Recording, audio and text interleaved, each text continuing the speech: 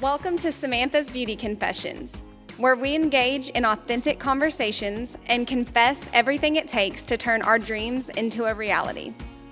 Together, we'll unlock your unique beauty and guide you toward living the life of your dreams.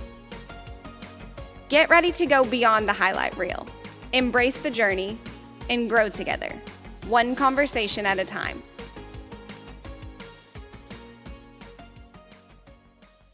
Welcome back to Samantha's Beauty Confessions. I am joined today by Brendnetta Ashley, who you may know on Instagram as Edgy Bee Girl, and we are going to talk all things Instagram, and she's going to share a crazy story. I think it's crazy about what has happened to her through Instagram and how she's been able to kind of rebuild. But before we get into that, I want her to introduce herself and maybe share how you got started in the industry for anybody who doesn't know.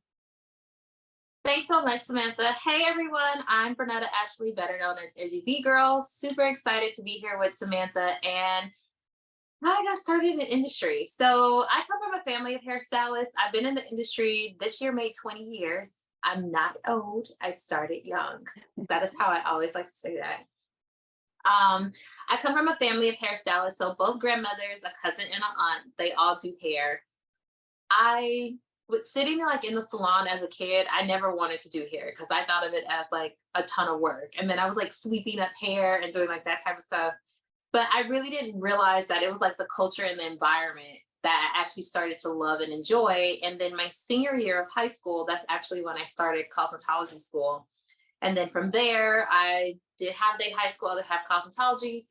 From there, once I graduated, I did college. And while in college, I was a full-time hairstylist. So I kind of already knew the path and the direction that I wanted to go in. And I just had a real love for it, but I still wanted to get my degree.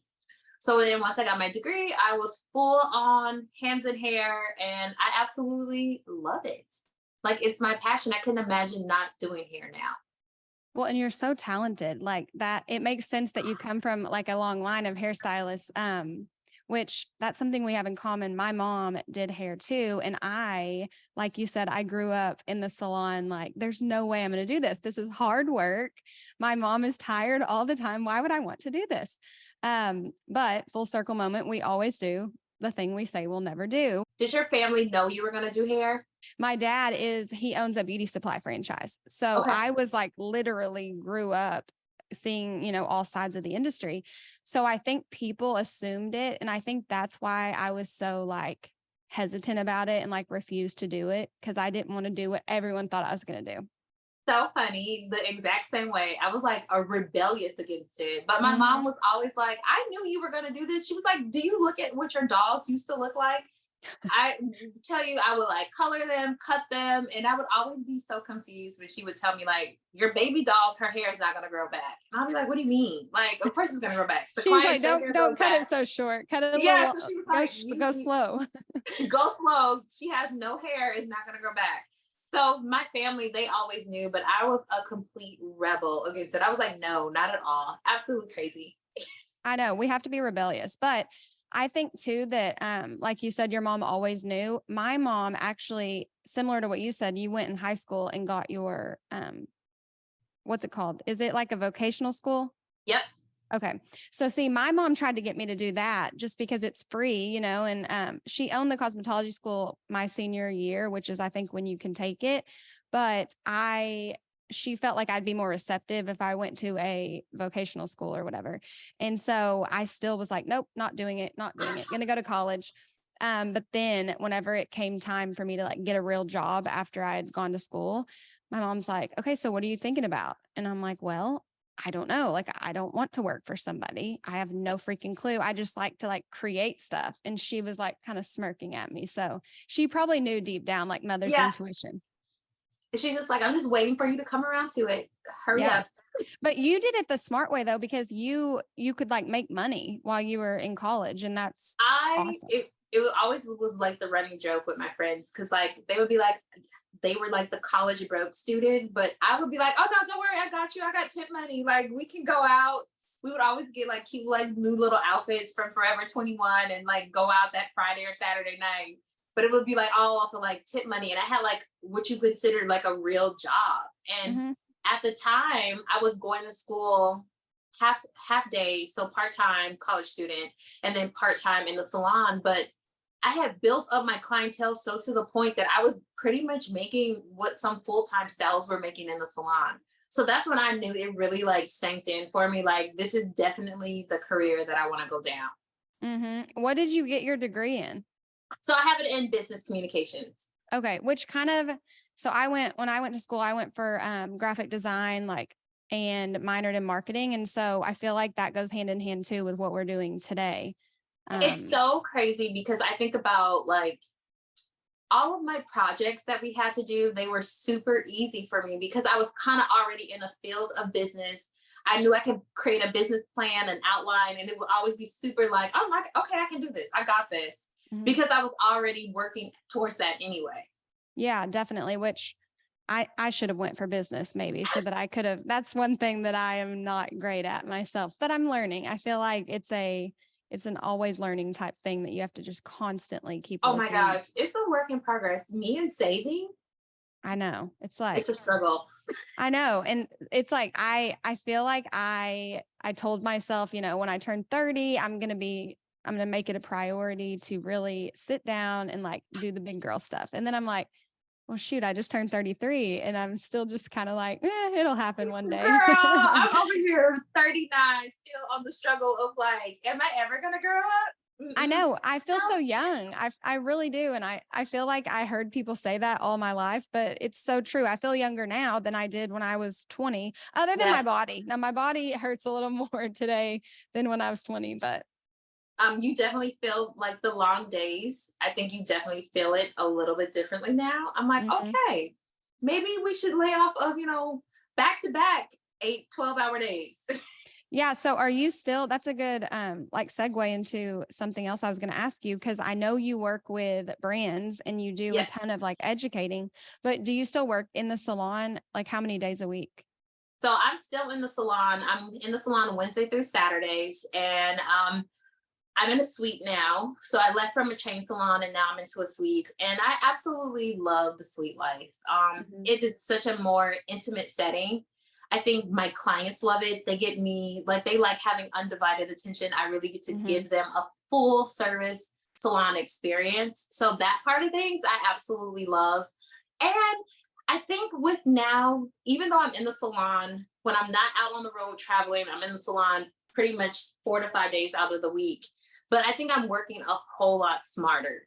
So I remember like in my 20s, my whole thing was like double book, back to back, nonstop, because your mindset was like the more clients you have, the more money you'll make, not Mhm. realizing that the full experience you give a client will actually make the more money for you in the long run. So Mhm. nowadays, I'd rather have maybe 3 clients a day, but then have given them the maximum out of a service, and then they don't have the problem with paying the price that we're asking for them to pay because they got a full luxury service versus me saying like rotating people out of a chair. My body's tired, exhausted. I haven't ate lunch.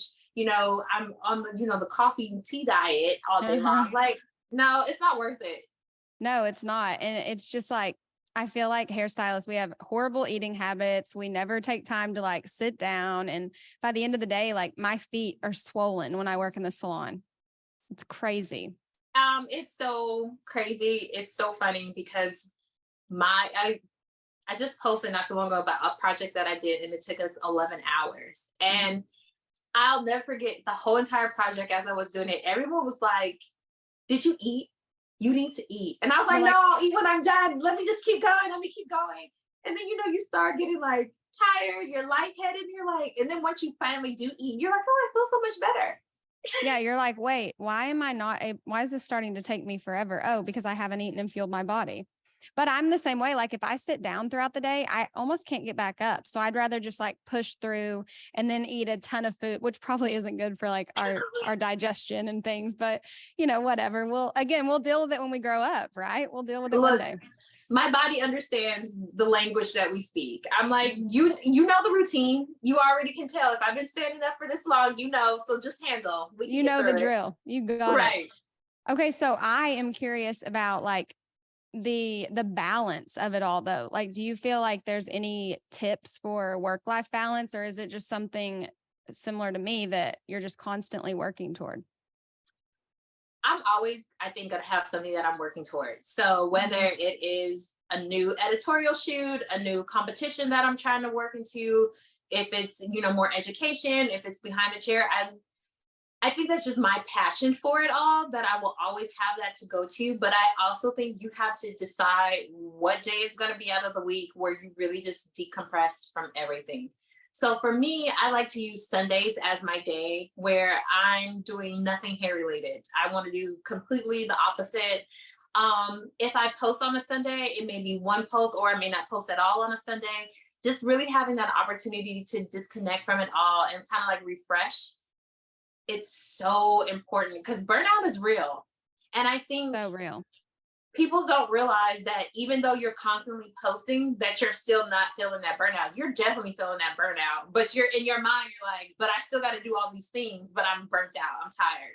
So you have to have a time where you just say, you know what? Today is a day where I'm not doing nothing hair related. Yeah, I feel like 100%. People are asking me all the time, like, do you never feel burnt out? Because you post every day. And it's like, on the days I feel burnt out, I just have to like post and ghost. I know you're not supposed to do that, but I have to just like post the image or the video and then put my phone up. And like you said, just like be present, because I don't know. I've been listening to podcasts and like doing a lot of research on what our phones are doing to us. And I think that like, it's scary to say, but like, I think that like 30 years from now, people are going to be like in rehab over their phones. No Oh kidding. my gosh. It's So sick. true. And when I think of like our hands and how our thumbs, and like I already know, like arthritis is going to be all up and through our hands. They're going to be so like tight and scrunched up. Our vision is going to be My great our poor grandma's eyes. fingers were all bent like that. Seriously, like Yeah. because so arthritis is in my family. And then the phones are so freaking big now Yeah. that like I have a pop socket on my phone, or else I would have to just be like bending my fingers to hold it. Yeah. The whole entire And time I think about our eyes, and then not even just that part of it, like that's the physical. I think there's the mental part to it too. mhm, That I have to know, did somebody like it? I have to know, what did they say? And heaven forbid if it's a negative comment. Because I don't mhm. know what it is about when a negative comment comes up. Like we're like, well, did anybody else engage with it? How many Yeah, people who are liked engaging with it? it? Yeah, and then Who liked that negative comment? you go down that rabbit hole and it will consume you. It will. It really will. And not only like the things it's doing to our eyes, like for our vision, but I listened to this podcast the other day and I can't remember what it was, but I need to look that up. She was saying that it is affecting the shape of our eyes, like looking down at our phones. And I'm like, oh my gosh, I need to like look back at pictures of myself 10 years ago and look at how my eyes have shifted because that is freaking scary. Like, but I do it. I'm so guilty of it. I'm always on my phone, whether it's editing, taking photos, like looking for news updates. It's our alarm clock. It's literally It everything. wouldn't surprise me if we end up with like a hunch at the top of our backs because we're always like head down looking at it. We're jacked. Oh my I gosh. know we really are. And it's scary to think about. But so speaking of social media, that's what, for everyone listening, that's what I wanted Brendnetta to come on today for, is because I don't remember when it was, but your Instagram got hacked. When was that? My Instagram got hacked in good old 2020. The best year, of course, it would fall then. Of all the years for it to get hacked, and it got hacked in the summer. So we're talking about July. Hmm. And I live in California. I'm in the Bay Area. So in the Bay Area, salons were not open in July. So not only did we not have salons open, I can't get my hands into any type of hair. The little bit of glimpse of hope I have is social, and now that's gone. So Hmm. yeah, Yeah. So, how many followers did you have when you lost your account? I had probably just over 2,500. Okay. So And it's so, still fairly a smaller account. okay. So I don't know why I thought you had like, I don't know why I thought that. I thought you had like 100,000 people on your Girl, Instagram. I wish. But your page was growing. I remember you telling me Yes. like it was when your page was kind of like on fire. My page was on fire. I will tell you at that time, I was starting to get a lot of attention from brands and my engagement was really high. So that was always my key selling point. I didn't have a ton of followers, but my engagement was high. And I will never forget, a brand told me, they're like, you have engagement of like someone who has like an 80K page. They were like, Mm-hmm. what are you doing? And I'm like, I literally talk to everybody on here. Like, Mm-hmm. whether they were commenting on my stuff, I would always comment on other people's stuff. I would like it, I would share it. So I was super invested into the app. And Mm-hmm. I had started picking up that pattern probably like December of 2019, because that's when I started doing a lot of like social media classes and how to build your page, how to, get the notice of brands and all that good stuff. Yeah. And I'm sure like that, just again, like the mental toll that probably took, because you were getting that momentum and you had that engagement and you were getting recognition, which I know it's probably not the healthiest mindset, but like the affirmations of brands seeing you and just like, if that's a goal of yours, it does make you feel good. And then to lose all of that, what was that like? Were you just panicked? I cried and like boohooed in the bed, sleep. I And bet.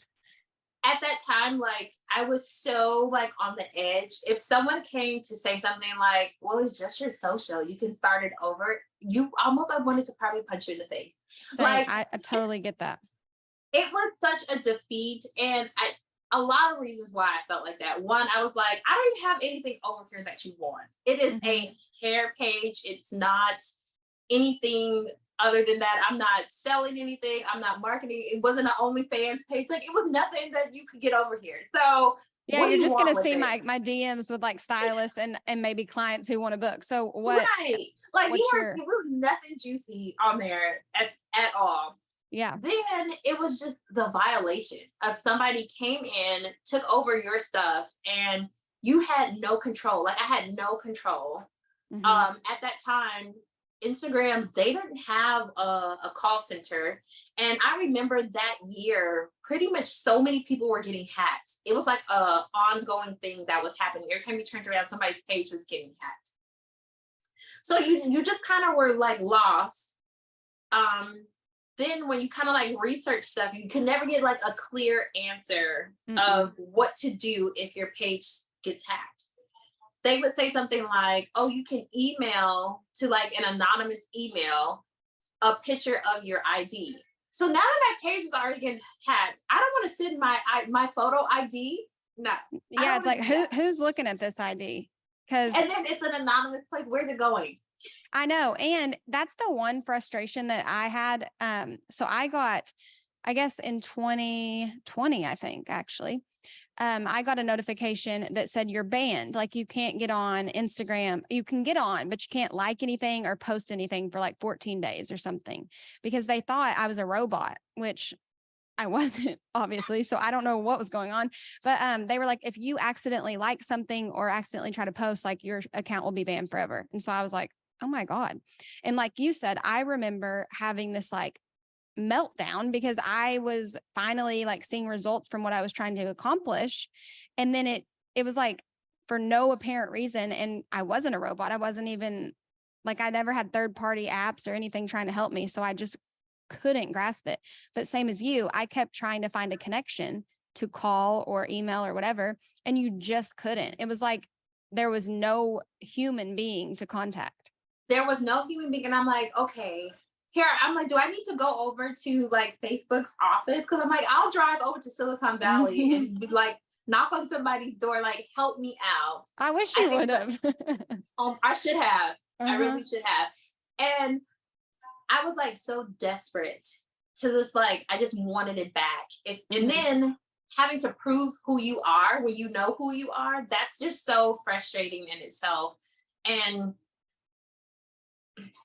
it's not something, but like if you have never gone through like someone taking, like trying to get into your credit cards or any of that, that feeling of someone coming in taking your stuff, it is the worst Mhm. feeling you can ever have, because you really have no control over it. You don't understand where it's coming from.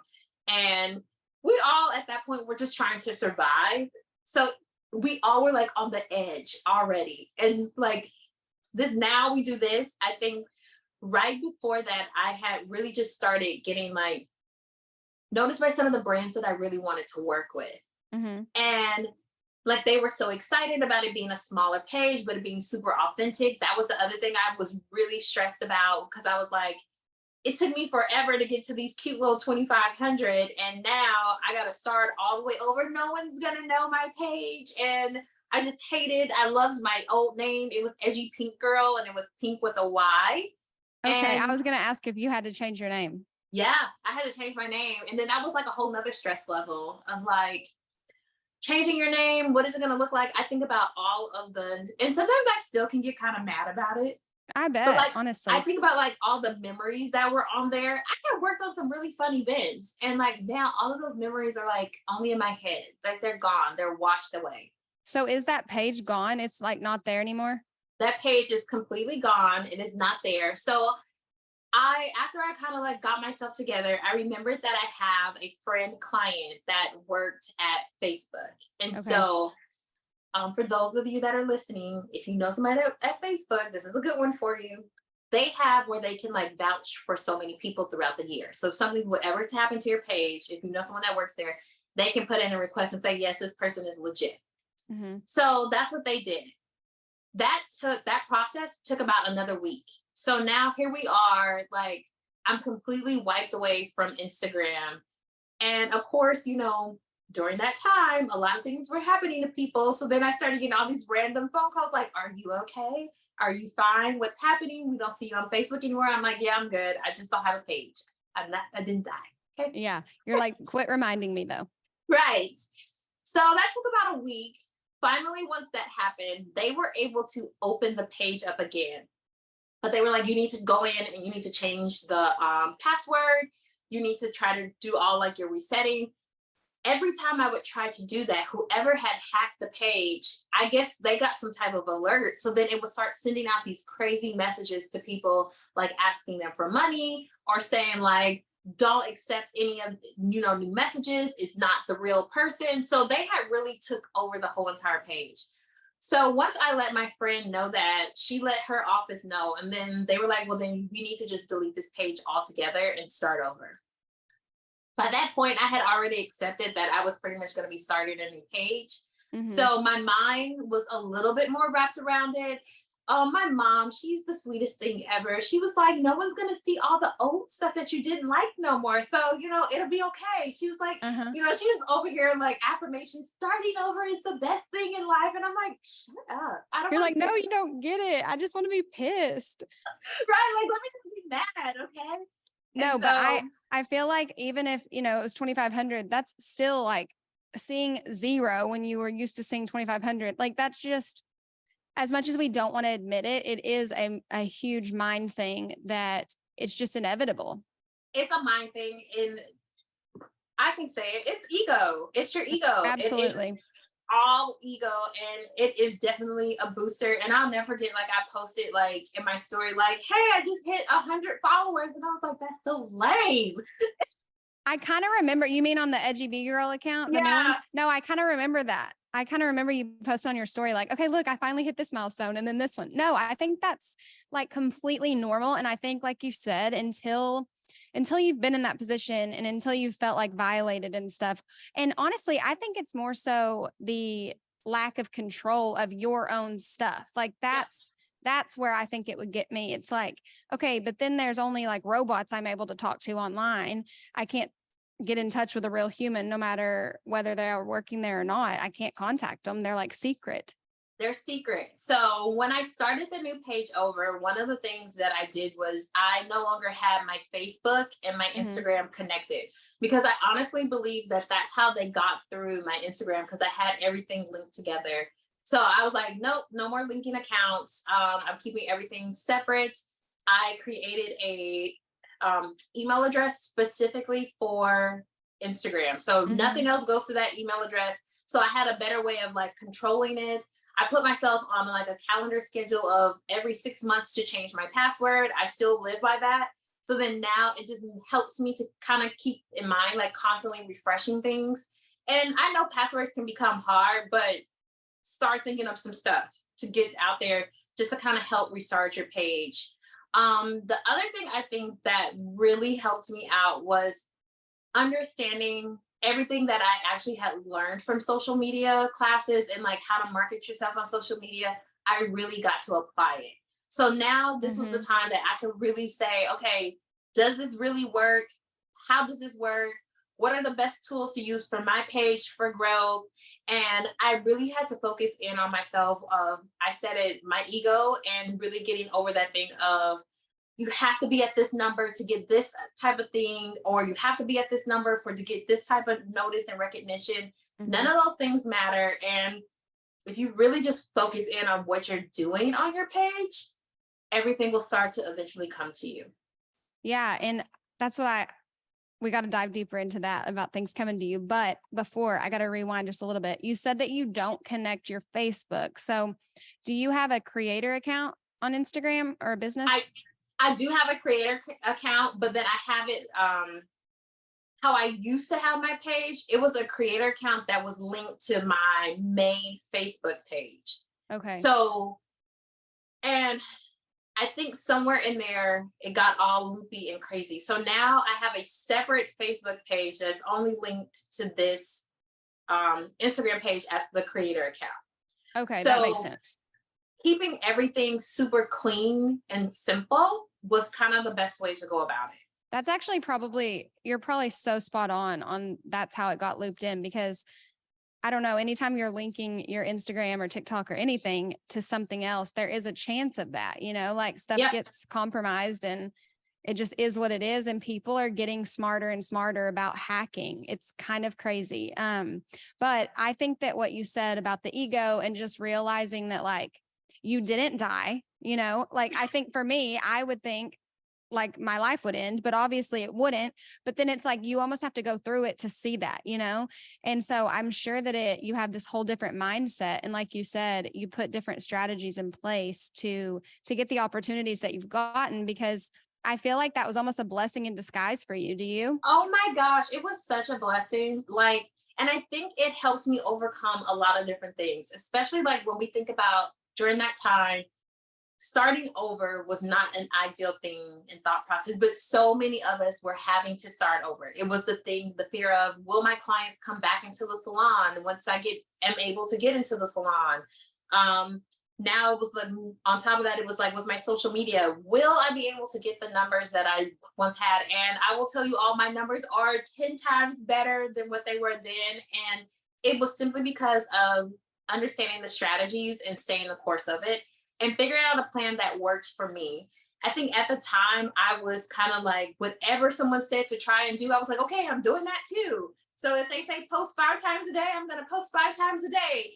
And if they say, add 20 stories, I'm adding 20 stories. And none of it was making sense for me and my audience. And I had to stop. And I think that was actually probably hurting my numbers at that time. So once I started the new page over, I really stuck with a very clear strategy. And I was like, whatever everyone else is doing, that's great for them. But for me over here, this is what I'm going to do. I'm going to post twice a day. I'm going to post so many stories, and then I'm going to be done. I think that's so smart because I think a lot of times with like all the noise that's out there on any platform, like it's easy to just kind of jump on the bandwagon and do what you're hearing because it's working for those people. But like I think that it is such a like important thing to stay authentic and stick to what you want because if you don't, you just get wrapped up in someone that you're really not, which I think it's a hard truth to kind of accept. But once you do it, that is 100% when opportunities come.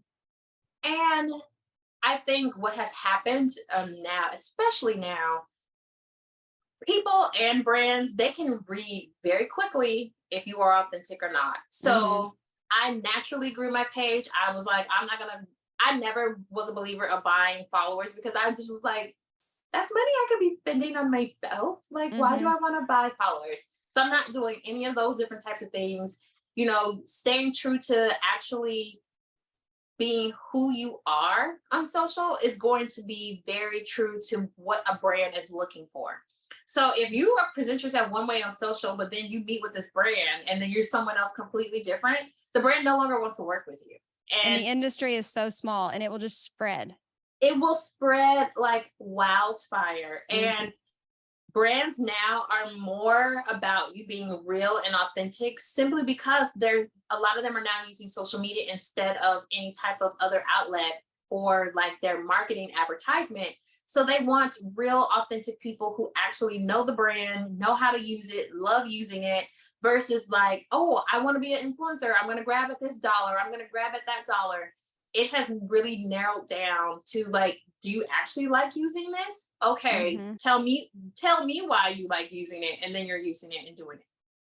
Yeah. And because so just for anyone listening that's like, if I lost all my followers, it would just be the worst case scenario. But since then, like you work with Schwarzkopf and you were, I don't know, were you a model for the K18? I was a launch? model for the K18. So crazy. Like your face was in Times Square, y'all. Her face was in Times Square on this huge billboard, and it's in like Sephora. Is it in Ulta too?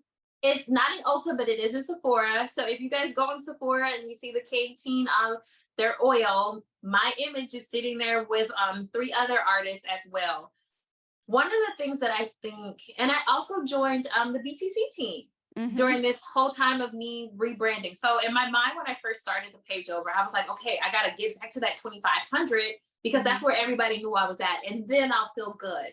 Yeah. Not realizing that those same brands were still watching me. And I think they were watching more at that time from starting over fresh to actually where I was used to be at. Because I think they were really trying to see like, what is the mindset? What are you going to be handle like? it? Yeah. How do you handle it? What is your message going to be about? And how are you going to keep moving forward? And so I really focused a lot of my energy on, I want to show education. I want to show myself. So that is what I'm going to be doing. When the BTC team came to me to ask to join the team, I think at that time I had just hit like about 2,000, and I'll never forget that phone call. Like I was like boo-hooing again. I like to cry, y'all. So if you know me, Same. you know I'm a Same. huge crybaby. And I just remember on that call, like I was crying and I was like, I thought I had to wait until I got to like a certain number of followers. And they were like, girl, no, what are your problems? Yeah, they're like, no, we see the talent no matter how many people are following you. You really are super passionate about what you do. You've been educating. So it just worked itself out. The opportunity with Schwarzkopf, they have been watching me some time again on social. So for those that are listening, brands are noticing you. If you're posting and tagging them in it, they are watching. It does not matter how many followers you have. Again, I didn't even have, at this time, I didn't even have 10K. I think I was just at the 5K mark of when Schwarzkopf noticed me. And they invited me to come out to do a photo shoot with them. And then that just kind of took off on its own. And I didn't hit my 10K until this past May. So it took me 3 years to fully get my followers back and then get new ones. I love sharing that it took me 3 years, and I like that because it was very true to myself. So I wasn't on this journey of, oh, well, this person over here, they said that they got like 100K followers in 6 months. That's great for them. I love that for them. But for me, this is how my page grew. And I can honestly say the majority of my followers, these are people that I have actually met and connected with. And I think that that's super important, not just having a number that sits up there, but how are you actually connecting to these people? Yeah, definitely. And I feel like the authentic thing that you said, it's so true. And when this podcast launches, the episode with Haley Gable will have already come out, but she said the same thing. Like behind the chair isn't looking at numbers. They're looking at the person and at, what type of comments they're getting, and definitely don't buy followers because people notice that as well. But I think that, like you said, that, whoa, there's a loud truck. Did you hear that? No. Oh, you didn't? Okay. Maybe my mic. I got to tell my podcast editor that we got to cut that out. This loud truck just drove by, but I guess my mic's good. That's good news. But so like I was saying though, that the authenticity of it all, I feel like I fell victim to jumping in and doing what everybody else did for so long. And then one day I was like, I can't do this anymore. I can't keep up with this anymore.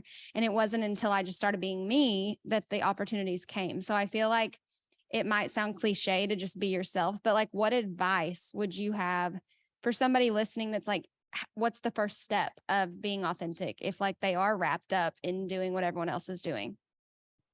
So I would definitely say if you are super wrapped up into doing what everyone else is doing, stop, step away, and Mm-hmm. take some time to like ask yourself, what do you want to be known for? What are the things that you love to do in the salon? How do you like doing those things? How does it make you feel? I think the more you start to discover those things, the easier it's going to become. Put your first post out there as an introduction and say, hey, this is a picture of yourself, a video of yourself. This is me. This is who I am. These are the things that I love. Here's how I'm going to be posting. Mm-hmm. And just go from there. Don't expect some wow's return. I think it was the Blonde Chronicle. She did a post about this not too long ago, and she said about how she had a post that did really well and then a post that didn't do so well. And she's well into the 100K followers. Mm-hmm. And she was saying how she does not get caught up in the number of engagements and the number of likes and all that type of stuff. We have to learn how to separate ourselves from that and simply post what you absolutely love and enjoy to do. I think that once you start doing that, your authentic self will automatically start to show out. Mm-hmm. I love vivid color. I think it's gorgeous. It's beautiful. I love a men's haircut. I don't want to do them in the salon, Right. like at all. If I posted that, that is so not me. People will be like, And wait, what's she posting this for? what Who is she is posting this? this for? Where did this come from? Yep. And then if you try to like, even if it comes to like a certain style, I know sometimes people do like the color maps and they Mm-hmm. say, here's like an outline of what I did. I have never done one of those. I think they're cute. I love them. It's not for me. It's not, it doesn't fit the aesthetic of my page. Mm-hmm. Therefore, I'm not going to do it. Yep. I even think this goes to like trending sounds. Just because the sound is going viral and it's trending, if it doesn't fit your aesthetic, don't use it.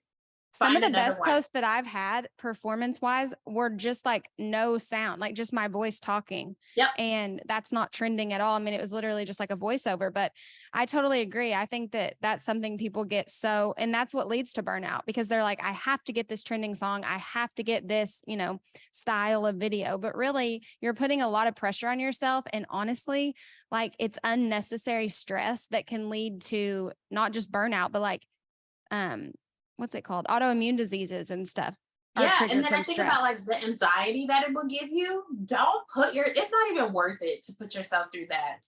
Mm-mm. I love Beyonce. Beyonce is like my homegirl. So a Mm-hmm. lot of the sounds on my stuff has Beyonce sounds to it. It may be a Taylor Swift song out there that is super trending. I may like it, but if I don't feel like it fits with what I'm trying to do, I'm just not going to use it. And that's just how it, and I love that that sound is trending. Mm-hmm. Great. There's even some Beyonce songs that I love, but I'm like, it really doesn't fit what I'm trying to say and do. Or like the language in there can be super foul. Like Mm-hmm. a cute little curse word here and there, I'm good with, but I don't want like the whole thing. Like, no, Same. that's not for me. So I'm Same. just Yep. not gonna use it. Yep. And that's okay because I feel like over the time span that I've been online, I've just started to realize that like even with this podcast, the people that are going to come here are going to be different than on my Instagram, but this community, I get to kind of start from scratch again. And so I think there's so much like amazingness in that because I don't care so much about the big community because if they're not interested in me and what I have to say and like we can't chat back and forth, if it gets too big to where that can't happen, then it's like what's really the point, like if you're unable to engage with people and keep up, quote unquote, because you're chasing a number, like what's really the point behind it? What's the point behind it? I always think about like I'm now at like 13K. And I'm like, if I had this 13K in 2020, would I have been able to handle it at that time? And I'm going to say no, because Mm-hmm. I was not mentally prepared for it. So every phase of your life, when something new and changes, it's preparing you for what's to come.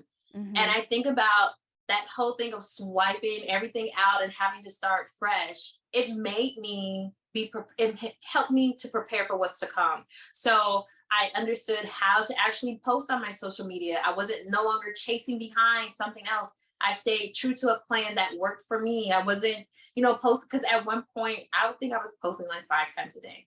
Oh my gosh. I know. You were? I was, because I was like, Oh, I read some blog and I was like, the more you post, people are gonna love it. So you gotta hit all the different time zones. And I was doing that. And I was just like, girl, no. I know it got to a point for me once, like totally transparent, where like I was putting off like important things in my life, Yeah. like because I had to get this post up. Like I almost like was a zombie of myself until I got the post up because I'd read all these things online. And finally I was just like, I'm not okay if I have to keep up with this lifestyle. So, but then it was almost like I was rewarded for not being fake, quote unquote, on there, Mhm. because I think Instagram and people honestly can tell when something's rushed and just thrown up there, you know? Oh yeah. I really do. And And I think too, like taking like what you mentioned earlier, like, and I need to practice this honestly. I used to take Sundays off, but then I feel like my page kind of slowed down and that got in my head. And so I was like, okay, I'll just post and ghost on Sundays. But I'm honestly like on the road to taking that whole day and spending it however I want, because it's so important to decompress. Just like when we're in the salon all day, when I get home, sometimes I sit in my car for 10 minutes. don't talk to me. Same thing. Yeah. I don't want to talk to anybody. I need that moment to like really just let my mind settle. Mm-hmm. Because it's like, you have heard so much throughout the day, your clients, and like, I love my clients, but they like to unload on us. And And you're sometimes it can trying be not to fry heavy. their hair in the meantime. You know what Yeah, I mean? it That can be very heavy. So you have to have a moment for yourself. I think like if you aren't your best self, you can't show up good for anybody else. mhm. Yeah, and I think that like it's a blessing and a curse, I guess. And you sound like you're the same way, but like I have a really strong work ethic. And so it takes longer for me to get burnt out. And honestly, like my candle was lit for like 3.5 years. And then all of a sudden it was just like gone. I mean, it was just Yeah. completely gone. And so don't wait until that point. Like you want that kind of like your mom mentioned about your Barbie's hair in the beginning, like take it easy and don't just Don't cut chop it it all off. off in one. Exactly. But seriously, because when I get home from work, I tell my boyfriend, I'm like, look, love you, but I need 30 minutes. Like no words need to be spoken. And he doesn't get it, but it just is what it is. It is what it is. I think another thing that you can do, there is nothing wrong, and there's no one out here who says you can't reshare what has already been shared on your page. 1000%. I will tell you, if I'm starting to get like that, like, okay, I don't have anything to post, I need to post something. What am I going to post? I may just go back and re-pull something and repost it. And maybe I'll pull a different bit of information from it, or it may be the exact same information, exact same caption, literally copied and paste to the new one. I did that not too long ago. I had a video and I talked about doing like a curly balayage. Hmm. The first time I posted it, and I probably have shared this now, probably about 3 or 4 times. The first time it got a little bit of engagement. The second time, not so much. The third time, it was just a little. This last time, it's going viral. Hmm. The exact same video, nothing different. I think the only thing that's different on it is the sound. Yep. So every time I would change the sound, but the caption is exactly the same. So it just hits a different market and a different audience. And there's nothing wrong with that. I promise you, nobody is gonna go down your page and be like, oh, look, she posted this like 5 times already. And And if if they someone do, does that, let me know and I will gladly call them out for you. Like, exactly, 100%. And I don't know. I just think that today it's also important that if you're following someone who makes you feel bad about yourself, or if someone is commenting that makes you feel bad about yourself, there is a block button for a reason. If you don't want to block somebody, if they're a close friend or family or whatever, first of all, they shouldn't be a close friend if they're treating you bad. delete, you need to now reevaluate that situation. 100%. But at minimum, mute them so that you don't see their stuff. Because honestly, even if we think that it doesn't bother us, like if we can just scroll right past it, we're still looking at it. And so the more you can remove, in my experience, the better. And the mute button, nobody really knows. But I mean, also you can set up like filters in your comments that if someone comments about, like one thing people say to me all the time is I have thin hair, which I do, but people are always commenting that. But that's not Like, even like, you didn't wake up this morning and realize what you have going on. it's like, Oh my girl, I God. already know. Come on. But you know, I guess it makes them feel good, but that doesn't bother me. But like if it was something else, like a bigger deal, I'm trying to think of an example, but I could go in and filter out like the word thin hair. And then anytime someone commented that, it would just basically be voided. So I just experienced this on TikTok. Mm-hmm. And I feel like TikTok can be a little bit more unhinged over there. Like For sure. they can do wows in the comments. When I tell you the block button works in seconds for me, it works in seconds. I have no problem with blocking you. I will never get tired of blocking people because this is my page. And I love when I see people write a comment like, oh, they filtered out the negative stuff. Absolutely. 1000% I did. Yeah. All Why the way. wouldn't I? I don't want to see that. Sit here and let that live on my page. No. So someone wrote a very negative comment, and she said that my verbiage was anti-Black. Right. And I I was don't even like, have words. I don't even know. And I feel like that is just, you know, a new phrase that she wanted to use because she's been using it. When I went to her page, because I will be a little nosy, I will scope you out. Before I block you, I'm going to scope you out. And I was like, oh, okay, she's using this in pretty much all of her videos. So this is her gimmick to try to lure you in. Because I guarantee you, the negative comment, all they're trying to do is lure you into their negativity. Don't bite the bait. It is not worth it because you will be the one that will be like unhappy fighting this. And they're over there laughing, kiki, and enjoying every minute of it. So don't do it. All I did was I looked at it, laughed, and blocked. That is crazy. I totally agree. I feel like that life is too short. And the older I get, like if someone in my circle is just starting to go down that negativity road and just like, I can't get them to come out of it. I'm like, okay, as much as, you know, I value our friendship, like right now we need a break, you know? Yeah. And when I think about like, when I'm on social media, I'm literally liking and scrolling. We all see stuff that we think is a little wild out there, a little crazy, or we may not be the most fond of it.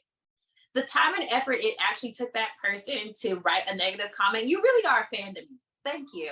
Thank you. You're really a fan, but I'm not going to entertain your shenanigans. So I'm just going to block you. And not only the time it took them to type it out, but this is what I don't ever fully understand about keyboard, you know, trolls or whatever, is that they typed it out. They had the thought and then they thought, okay, I'm going to leave this comment. But then as they're typing the comment, they didn't come back to reality at all. And they chose to click post. Like, so they had to go through like 3 steps of a process. And at no point did it register in their brain. Like, maybe I shouldn't try to ruin someone's day. Stop here. I think the other one that I think about are like the people who actually have a whole page where they're talking bad about other hairstylists. You're crazy. Like now there's something mentally wrong with you to sit here to create a page where you can talk negative about what somebody else is doing on their page.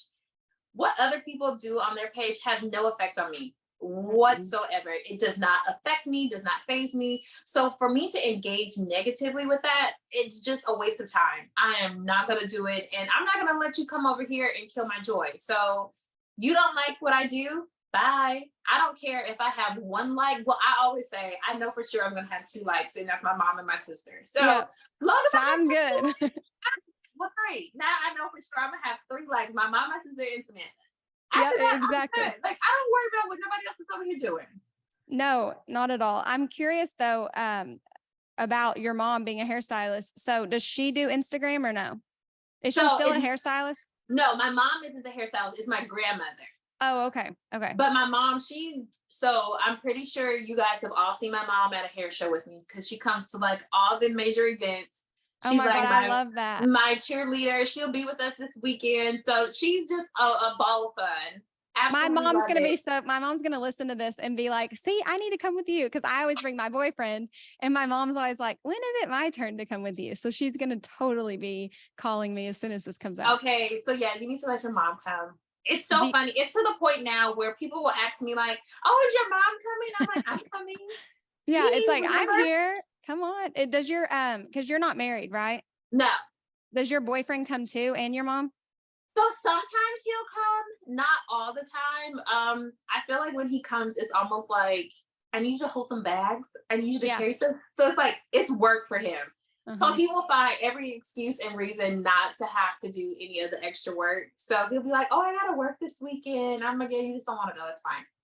Yeah, my boyfriend, I don't know why he really I think enjoys it, or if he even sometimes though I think he feels like, man, this is work for me. But it's like then the next time the show comes around, he's like, I want to come. So he doesn't hate it too much. But He what I was like, okay, so I'll tell you this. He likes to go when it's like the fun cities. yeah. So So he if can I go have to do do his thing. anything like Vegas, New York, Miami, oh, I'll be more than happy to come. I'm like, yeah, I bet. Yeah, because while I'm at work, you'll be going out and Yeah, experiencing like the he's out city. having the time of his life. So yeah. But if Yeah, I'm just doing like LA, he's like, you go there all the time. No, I don't need to go. does your grandma still do hair though? She does not. So my Okay. grandmother just made 90 years old this year. Oh my And gosh. super cute. She's a ball of joy, but she's super like invested in like everything that I'm doing. So she always wants to know like what is so cute because she'll ask me like as the seasons change, so what's the new trend this season and what's the new color? It's the cutest thing ever. I love that. What I was going to ask though is like what does she think about the like all the changes in the industry and like everything that you're doing because it is so different than when she was doing it. She is just amazed by how many different things how the industry has evolved and Mhm. how it has changed. And I think how the industry has embraced texture and textured hair. When she was doing hair, it was very segregated and very separate. So now to see where that bridge is coming in a little bit closer and where everybody's talking about different textures and different and how products now have evolved either as well, because she was saying, in the beginning, it was very a small amount of products. These were the ones that you knew you could use. This is what you could work with. And then like she sees me at home and I'm like, oh no, I have like all this stuff over here. She's like, what is this? Uh-huh. So it's amazing Even for my her to mom says see. that too. Yeah. And I think Like even especially with your mom with working with the school, like she can really see firsthand how things have changed over the years. yeah, she's the most fascinated, I think, by toners because when she did hair, she didn't use them. Like she would mix additives into her lightener, she said, to where it would kind of counteract like yellow and orange tones and stuff. But she like doesn't understand the root shadowing and the toning and how come I have to have like 76 bottles at all times while I'm doing hair color. She's like, we didn't do all this. And the hair looked good, but I guess we've kind of in a way complicated it for ourselves as time's gone on. But She was the most excited about when I told her about bonders mm-hmm. and keeping the hair healthy. Because, at one point when we didn't have any of that, if your hair got fried, it was just fried and off. Yeah, Like like you had to cut it. chemical cuts were a real deal. Like it wasn't anything that could preserve anything to it. So I think that was the one thing that she was the most excited about when I was like telling her about it. And kind of now where we're more open to talking about the science behind things. And I was saying how, at a time where you just didn't have this conversation with your client. You didn't Mm-hmm. tell your client the science behind a product. It was kind of like, I mix some special cocktail in the back. I'm going to throw it on your hair and you're going to just be wowed by Yeah, it. and I can't tell you what it is because I don't want you to go to someone else and tell them about my Yeah, I secret. am not telling you my formula. Do you know I will give you a formula so quick right now? Yep. And I think it's that same thing. You kind of like getting over the ego of it all because me and you can have the same formula, but it's going to look completely different For on our sure. hair. Mm-hmm. And I think like that's when I think of like younger stylists coming out now, like don't be afraid to ask those questions. Don't be afraid to put that information out there. Potential clients now, they are critiquing us just as well as a brand will because they want to know, well, does she really know what she's doing? How will she do this? Why would she mix this? I know there used to be kind of a thing of like, if your client asks you too many questions, you would almost be like, well, who are they? And what do Uh-huh. they know? And who sent them over here? Now, the more my client knows, the better. So now I can properly educate them because we do know clients are looking at stuff on social as well as YouTube, and YouTube is a whole other world on its own. So Mm-hmm. how do I really make sure my client understand what works best for their hair and their hair type? Mm-hmm. It's so true. And I think that it's interesting just to see like the industry is going to change so much even in the next 3 years. So it's just kind of crazy coming from like a family of hairstylists that, you know, you can think back and just compare and see the differences, because I feel like a lot of times we don't realize how quickly things change until we take the time to sit down and talk about it. But it's changing so fast all the time. It's changing so fast. And I think like some things will come back, but I think some things are just going to progress rapidly faster. Mm-hmm. So buckle up. For sure. It's a fast-paced world out there. Okay. So last question. I always ask people, because the podcast is Samantha's Beauty Confessions. And so I'm always curious, what is something that you wish you would have known sooner, or like a confession that you wish you could tell your younger self? Oh gosh, all the life lessons I could have told myself younger. The one thing that I will definitely say, and this is a confession, but also I think it is a learning period for myself. Know when it's your time to move forward. I think my younger self was very much a settler, and I would stay complacent in a place well over my time. And that could be a salon. If you feel like you have outgrown that salon, start looking for different ways of how you can move forward into new salons. Because what will start to happen is, if you have outgrown that, you become complacent. And the people that are in those environments, you start to kind of embrace their mindset of being complacent. And you think like, well, maybe this is all I can get, or maybe this is all the furthest that I can go. And it's not. There is a whole world out there. And what I learned was, the minute I embraced moving forward and letting go and removing myself from a situation that was no longer benefiting me, when I say the floodgates opened, the floodgates opened. And I knew that it was the time, that it was my time to make that move. Don't make it sooner. Always have a plan for yourself when you do make your move, but definitely know when you outgrown something, and it's okay to outgrow things. I think there's kind of like this negative thing when you tell somebody like, oh, I feel like I've outgrown that. They're like, oh, really? So you think like you can't be there anymore? You think you're too good?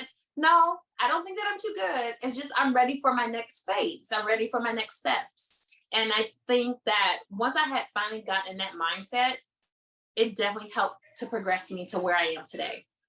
Yeah, that I'm over here just like feeling that so like close to my heart, because with this podcast, I was just terrified to do something new. And I wanted to do it so long, seriously, for probably, I got this microphone like in 2020, and I wanted to do it ever since then.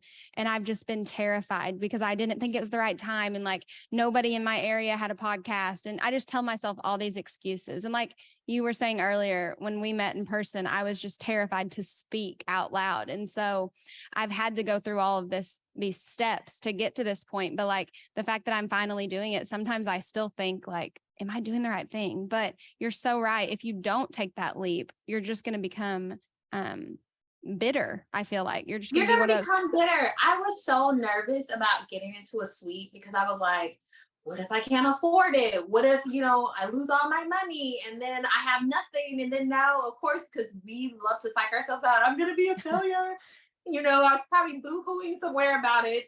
Yep. And I just took the leap, and I was like, well, I'm either going to sink or I'm going to swim. And I'm like, you are a survivor. You know how to make it. I think of, every time we talk about my page getting hacked, I survived it. I made it. And I mentioned earlier, I don't know if it was recorded, but guys, I did not pay to get in a blue check mark. And I know sometimes I'm glad you brought that up. People think that is such a wild thing for me to do. And the reason behind that was, I don't want to pay. I think there's great benefits to it, but then I don't want to pay for the benefits that you should be giving me automatically. Like, I shouldn't have to pay to get to speak to somebody if something happens to my page. Exactly. You should be doing that for me regardless. So, and then I think it was the whole thing of like, well, if you have a blue check mark, like, does it mean anything to me? No, it doesn't. I know, it's the ego thing. And I do have the blue check mark. And the only reason I did it was to be able to get in contact with people. And I will say, I've had to reach out to them since I I signed up for that subscription and I did get a response. But that is like, that's really the only benefit, is just if something ever happens to your account, like they favor you when, like you said, they should already do that. That's they have a big enough team, I'm assuming. And if not, they can get an automated type email thing going. Yeah. To at least make us feel a little bit worthy. Make us feel a little bit better. And I think I don't want to start a page over. Let me just get that very good and clear. I give that to the universe. Like, universe, do not test me on that one. I do not want to start a page over, but I'm not as fearful of doing it as I was before. And that is such a win, literally. Like fear. Yes. Anytime we can beat fear, I'm just like, you just feel like you can conquer the world if you're not fearful. And it's so true. And I think it's so important you always have a support system. So you talk about your mom and your boyfriend. My mom, my sister, my grandmother, my boyfriend, they are my best friends, such a good support system for me that if anything was to ever happen, they will be right there holding my hand, probably crying with me as we get through the whole new phase of it all. Yep. But I stress to everybody that's out there, get you a support system, whether it's one person or it's 10 people, have somebody that you can just bounce your ideas off of, that can be there for you when all of these things happen, because they're going to be the ones that are going to always be right there by your side, no matter what. Mm-hmm. It's so true. Well, thank you for sharing everything today. I feel like it's so inspirational even to me, because everything you said, I'm just over here nodding my head so hard. I feel it on such a deep level. But before you go, I want you to tell everyone like where to find you and anything that you have coming up that you want to plug. You can share everything here right now. Absolutely. So definitely you all can find me on Instagram, TikTok, at edgybgirl. If you have any questions about anything, do not hesitate to slide in my DMs. I am one of those people that I will respond back, as long as it's not nothing wild and crazy out there. I will respond back to it. Super excited about the next couple of projects that I have coming up. So I'm an artist with Schwarzkopf. I have Color Crafters, which is our big influencer event that we do over in Germany. So I'll be in Berlin. That's coming up. And then we also have our essential looks. So I'm going to be one of the artists that is going to be doing our global campaign. So very excited about those two things. And then I haven't fully given all the deets about this, but in the later fall of the year, I have some special projects that I'm going to be working on. So stay tuned.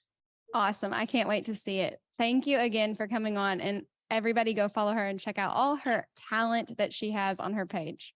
Yes. Thank you so much. Okay, y'all, that's it for today's episode. Be sure to follow the show on whatever platform you're listening and leave a rating and review to show your support so we can continue growing together. If today's episode really resonated with you, you can always share it to your story and be sure to tag me so I can personally thank you. I appreciate each and every one of you, and I'll talk to you again next week.